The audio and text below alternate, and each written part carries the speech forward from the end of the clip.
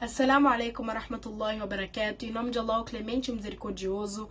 Louvado seja Deus, Senhor do Universo, que a paz e a bênção de Allah esteja com o nosso querido e amado profeta Muhammad sallallahu alaihi wasallam, seus seguidores e companheiros até o dia do juízo final. Este é mais um vídeo falando sobre a jurisprudência islâmica, facilitada sob a clareza do Alcorão Sagrado e da Sunnah.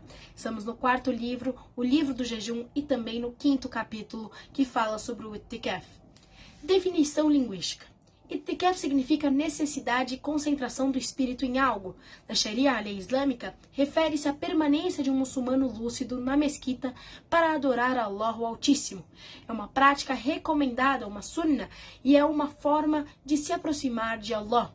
O verso do Alcorão menciona aqueles que fazem o itikaf, indicando que essa prática é recomendada até mesmo para as nações anteriores. O profeta Muhammad costumava fazer o itikaf nos últimos 10 dias do Ramadã. Os muçulmanos estão unânimes sobre a sua permissibilidade e sua recomendação, mas não é obrigatório, a menos que alguém faça uma promessa de fazê-lo.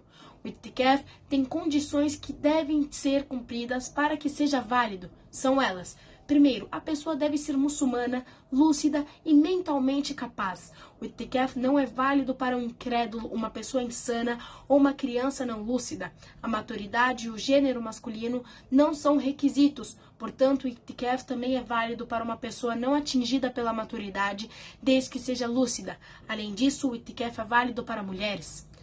Segundo, intenção. As ações são recompensadas de acordo com as intenções, portanto, as pessoas devem ter a intenção de se dedicar ao retiro para se aproximar a Allah o Altíssimo. Terceiro, o retiro deve ser realizado na mesquita. O versículo menciona: enquanto estiverdes em retiros nas mesquitas. Além disso, o exemplo do profeta Muhammad indica que ele sempre fez o itikaf na mesquita e não em outros lugares. 4. A mesquita que o itikaf é realizado deve ser uma mesquita onde as orações congregacionais são realizadas. Isso é aplicável quando um período de itikaf inclui as orações obrigatórias e quando a pessoa que está fazendo o itikaf é obrigada a realizar as orações congregacionais. Isso ocorre porque fazer o itikaf em uma mesquita onde não há orações congregacionais levaria ao abandono das orações em conjunto, que são obrigatórias. No entanto, uma mulher pode fazer o itikaf em qualquer mesquita, seja não uma mesquita onde ocorrem orações em conjunto. No entanto, se a intenção do itikaf de uma mulher for motivada pela tentação, isso é proibido. É preferível que a mesquita onde o itikaf é realizado tenha a oração de sexta-feira, mas isso não é uma condição. 5. Pureza da grande impureza. O itikaf não é válido para alguém que está em estado de impureza sexual, uma mulher menstruada ou uma mulher no período pós-parto. Essas pessoas não são permitidas a permanecer na mesquita. O jejum não é uma condição para o itikaf.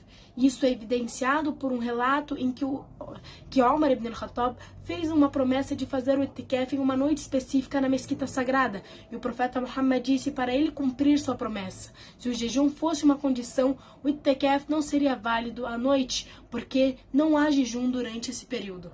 Além disso, o jejum e o itikaf são adorações separadas, e a existência de uma não é uma condição para a outra. Período e tempo do itikaf.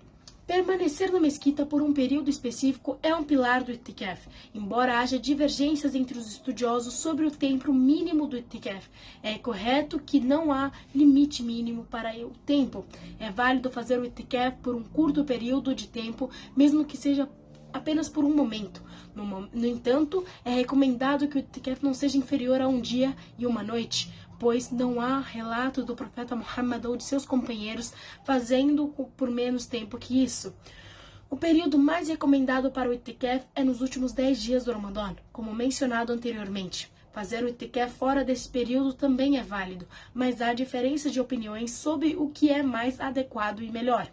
Aquele que pretende fazer o itikaf nos últimos 10 dias do Ramadã deve começar após a oração do Fajr no 21º dia do Ramadã.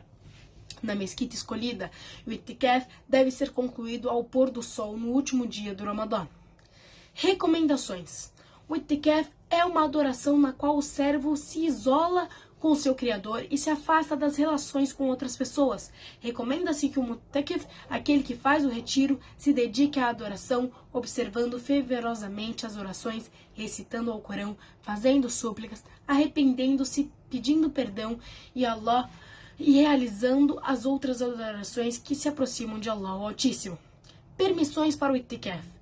É permitido que o mu'takif saia da mesquita para atender às necessidades básicas, como alimentação, bebida, idas ao banheiro e fazer a ablução e tomar banho, caso não haja alguém para trazer essas coisas para ele. Também é permitido ao mu'takif conversar com as pessoas sobre assuntos relevantes e perguntar sobre o estado delas. No entanto, falar sobre os assuntos irrelevantes e desnecessários contradiz o propósito do itikaf. O mu'takif também pode receber visitas de familiares e parentes por um tempo determinado, e ele pode sair do local do itikaf para se despedir deles, como relatado sobre Sufyan, que visitou o profeta Muhammad durante o itikaf e depois se levantou para ir embora, e o profeta o acompanhou. O mu'takif também pode comer, beber e dormir na mesquita, desde que mantenha a limpeza do local. O itikaf é anulado pelas seguintes situações. Primeiro, sair da mesquita sem necessidade intencionalmente, mesmo que seja por um curto período de tempo.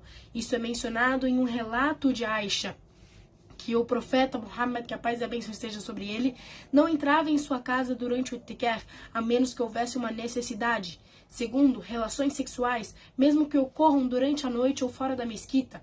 O verso menciona: não vos junteis a elas enquanto estiverdes em retiro nas mesquitas. Isso também inclui a ejaculação por masturbação ou qualquer tipo de forma de liberação de esperma sem relação sexual, como acariciar a esposa fora das partes íntimas. Terceiro, perda da consciência como insanidade ou embriaguez. O itikaf é anulado para uma pessoa que perdeu a capacidade de observar a adoração devido à insanidade ou embriaguez. Quarto, menstruação e período pós-parto. Mulheres menstruadas ou no período pós-parto não são permitidas a permanecer na mesquita, portanto o itikaf é anulado para elas. 5. Apostasia. O itikaf é anulado se alguém renegar a fé e negar a adoração, como mencionado no verso: se idolatrates, seus atos anularão-se. Essas são as anulações do itikaf e é importante observar essas restrições para garantir a validade dessa prática de adoração. Esse foi o último vídeo sobre o jejum e nos próximos vídeos falaremos sobre o Hajj. Até lá, assalamu alaikum wa rahmatullahi wa barakatuh.